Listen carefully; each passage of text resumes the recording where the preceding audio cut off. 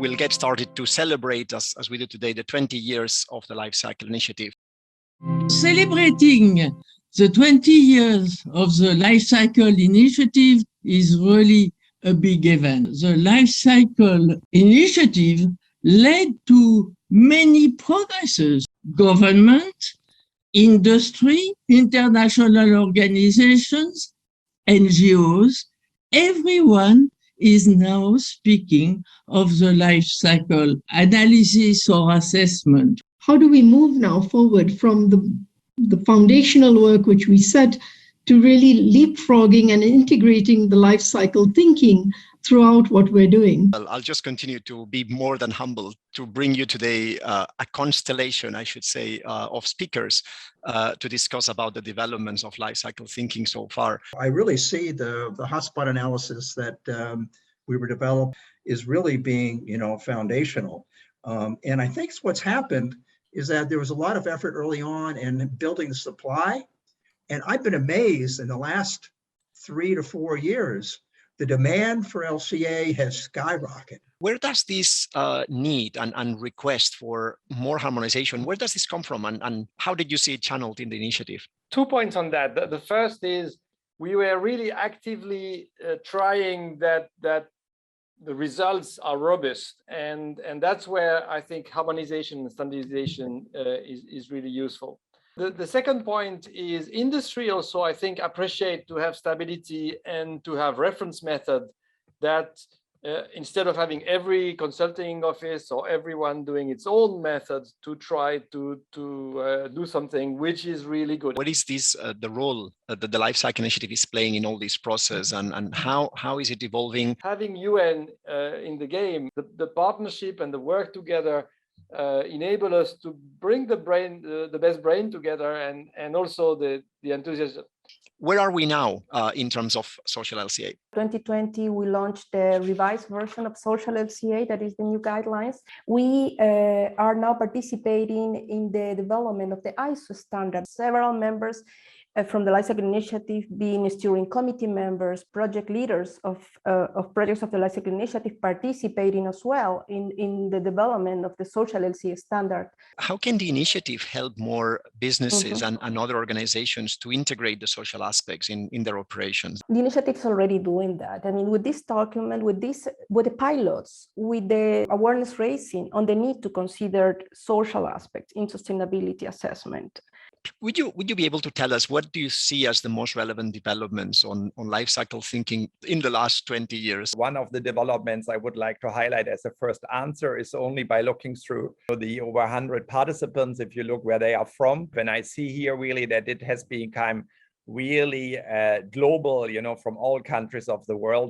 And another point is moving from a cradle to grave life cycle understanding to a cradle to cradle life cycle understanding, having one solution through a circular economy and having this as a development where clearly life cycle thinking and life cycle assessment behind is embedded as really relevant, to make eco-design and design for circularity happening. Can you tell us a little bit about marine litter and impacts related to plastics? A topic like plastic pollution, particularly, with its relevance for marine litters for the marine environment, it's not being considered. Would call this, blind area where you have no current indicators. There is a clear track record of the Life Cycle Initiative that such consensus models can be developed in a certain time frame, and in this way provide new methods that are quickly then adopted by the community and fill these gaps. How do you see governments use tools like the Sustainable Consumption Production Hotspot Analysis tool? What we can do is really look at it from a broad policy development, look at it from applications to help prioritize within that region or within that country where are the really relevant sectors or the ones that are most critical. And then for those prioritized sectors, you really need to look at it also from what are the specific guidance, PCRs, et cetera. Why is it so important to bring the social aspect? And all the interest and really concern of companies and investors, the investment parties, that need sustainability metrics for making decisions. And this is where we see that now there is a pressure to offer them this very, consistent framework with LCA-based metrics. How can we ensure that the LCA results remain comparable and credible? One recommended impact assessment method, that would already reduce the differences. And then also the allocation is possible to agree, at least at the PCR level, of in a way that it becomes comparable. We have this education, which I think really give the frame for good practice. And here the Life Cycle Initiative has played a great role and has continued in terms of capacity building. Which of the knowledge and tools of the Life Cycle Initiative do you find most useful, and what is the feedback that you've gathered? The life cycle management, how business uses it to decrease footprint, create opportunities, and make value chains more sustainable. That is one of the dearest publications from the initiative. I also want to mention that, at least in Latin America, one of the methods that has been used and has been raising a lot of awareness, and it is being used by companies, is the VULCA, the water use in LCA. More than 60 companies already have their case studies in the Water Hub, the Water Action Hub of the UN Global Compact. Can you tell us a bit more about your experience of applying some of these tools, like product environmental footprints, in the case of textiles in South Africa?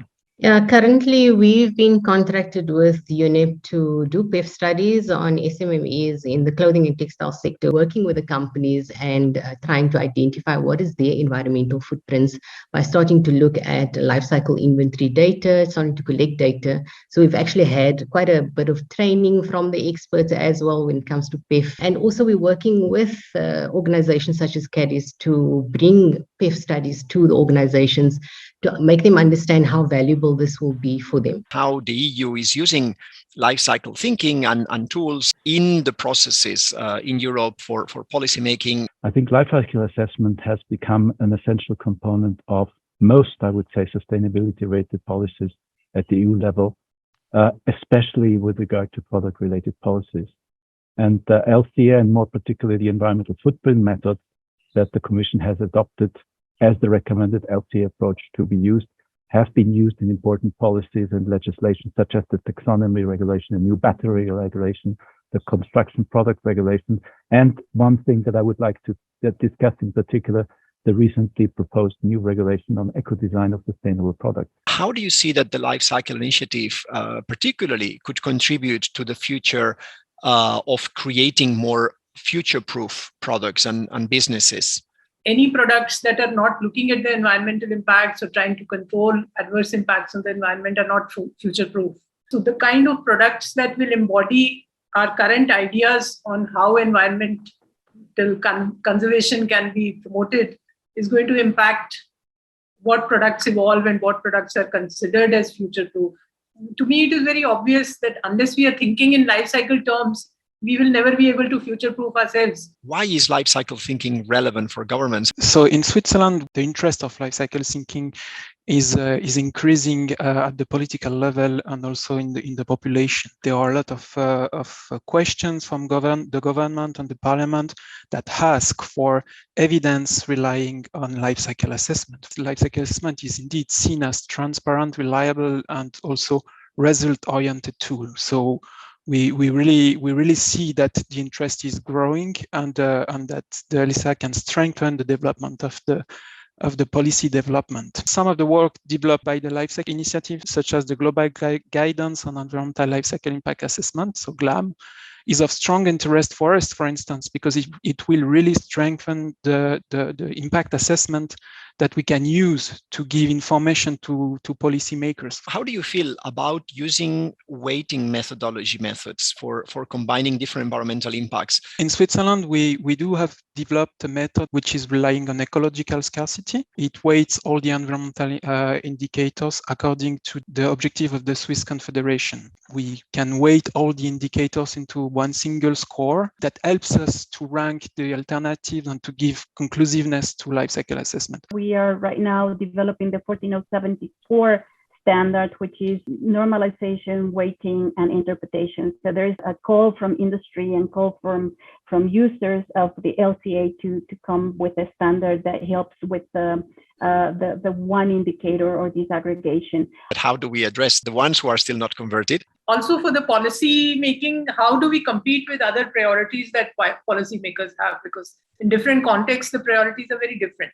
Mainstreaming is about converting people. And I've seen light bulb moments, when you're talking to companies and they're actually saying, well, actually, I'm not just focusing on my company, and that is life cycle thinking. I'm now focusing on my supply chain. Who can I work with? Can I work with my retailers when it comes to redesigning maybe a packaging or something? And that is where all of this data and everything, which is extremely important, that is what informs the eco-design. That is what informs companies to then move forward. The issue of scaling up or extending it beyond the circle of true believers is a crucial one. And I think there is a very important interaction between science and methodology development and policy.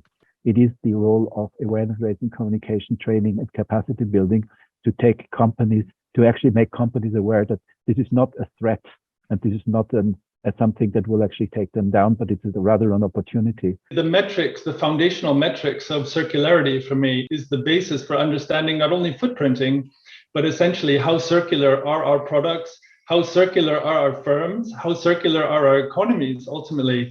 The agreement on plastics at UNEA 5.2 makes life cycle even more important because essentially now that language is in the agreement that will lead towards the negotiating of potentially a plastics treaty along the full value chain, the life cycle of plastics. And for me, this community is part of the building blocks for going forward.